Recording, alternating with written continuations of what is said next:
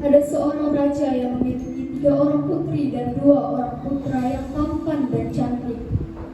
Sang raja dikenal sebagai raja yang bijaksana, tetapi ia terlalu sibuk dengan kepemimpinannya. Oleh karena itu, ia tak mampu untuk mendidik anak-anaknya. Istri sang raja sudah lama meninggal ketika melahirkan anaknya yang bungsu, sehingga anak raja diasuh oleh inang pengasuh.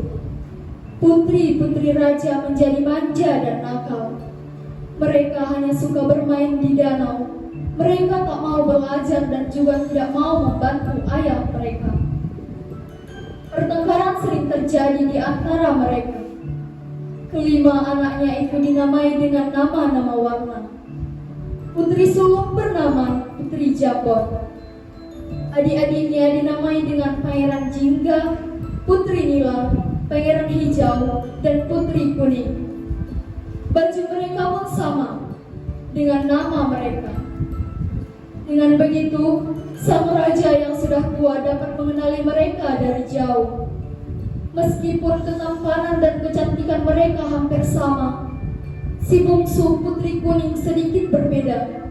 Ia tak terlihat manja dan nakal. Sebaliknya, ia selalu riang dan tersenyum ramah kepada siapapun.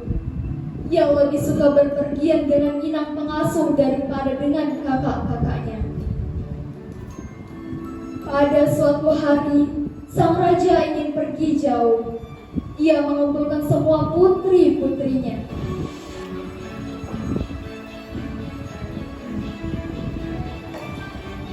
Hei anak-anakku, kemari sebentar.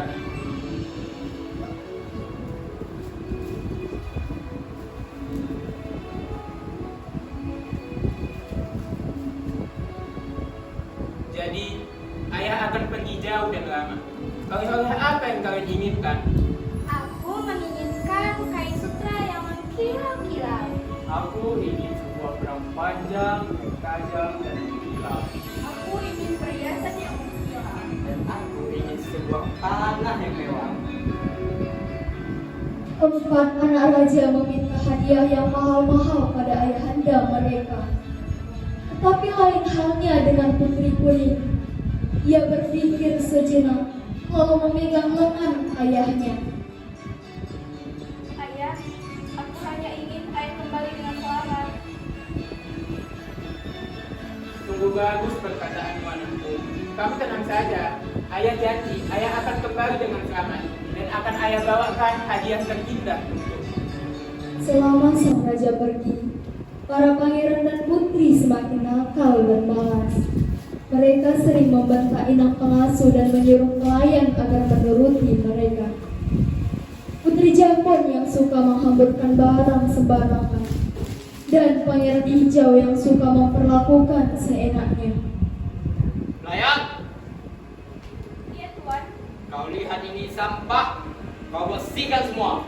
Baik, Tuan.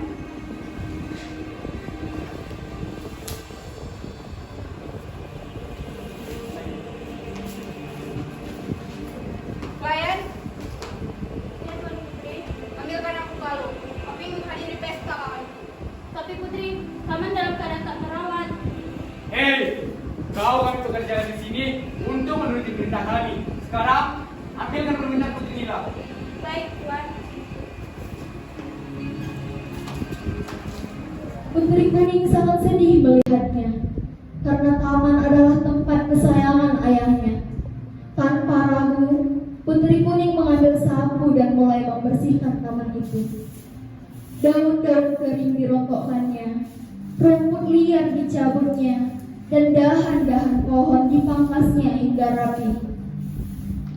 Tuan Putri, jangan. Nanti yang mulia marah kepada saya. Tidak apa-apa, Ina. Uruslah saja kakak-kakakku. Baik, Tuan Putri. Dari kejauhan, kakak-kakak Putri Kuning melihat adiknya yang sedang menyapu. Mereka langsung tertawa keras-keras. Lihat, kita punya pelayan baru di sini. Kau benar, Hijau. Ayo pelayan, bagian pertama pagi. Pangeran Jingga melemparkan kantong sampah yang sudah penuh. Taman istana yang sudah rapi kembali acak-acakan. Putri Kuning diam saja dan kembali kembali menyapu sampah-sampah itu. Kejadian tersebut kembali terulang-ulang sampai Putri Kuning kelelahan. Kalian ini sungguh keterlaluan. Mestinya ayah tidak membawakan apa-apa untuk kalian. Bisanya hanya mengganggu saja. Hah, aku tidak peduli dan itu bukan urusanku.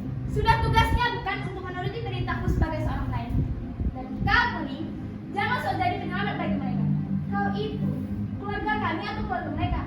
Dan ingat ya, pelayan tetaplah pelayan. Ah, sudahlah, aku bosan. Jamban, kita mati di danau. Kejadian itu terus terulang setiap harinya. Putri Kuning dibuat tersiksa oleh kakak-kakaknya. Sang raja pun kembali ke istana. Ketika sang raja kembali ke istana, keempat anaknya sedang bermalas-malasan. Hei anak-anakku, ayah sudah pulang. Ayah membawakan hadiah untuk kalian. Hingga ini pedang untukmu. Oh, makasih ayah. Dan hijau, ini anak panah yang kau inginkan. Wah, panah yang sangat mewah. Dan ini untukmu Jambon. Dan juga ini perhiasan yang kau inginkan. Terima kasih ya. Kalian, ayo kita coba bangun-bangun kita ini. Terima kasih ayah. Sementara Putri Kuning sedang merangkai bunga di teras istana. Mengetahui hal itu, sang raja pun menjadi sangat sedih. Hei anakku yang rajin dan ikuti. Ayah, Maafkan ayah nak. Ayah hanya bisa memberikanmu kalung batu hijau ini. Karena warna putih kesayanganmu. sudahlah ayah, tak mengapa. Batu hijau pun cantik. Lihat, kasih sekali dengan bajuku yang berwarna biru. Tapi kan kau sangat menyukai warna kuning anakku. Tidak apa ayah, yang penting ayah sudah kembali. Akan membuatkan teh hangat untuk ayah. Baiklah. Ketika Putri Kuning sedang membuat teh, kakak-kakaknya datang. Mereka ribut mencari dan saling memamerkannya. Tak ada yang ingat dengan Putri Kuning, apalagi menanyakan hadiahnya. Pangeran Hijau melihat Putri Kuning memakai kalung barunya.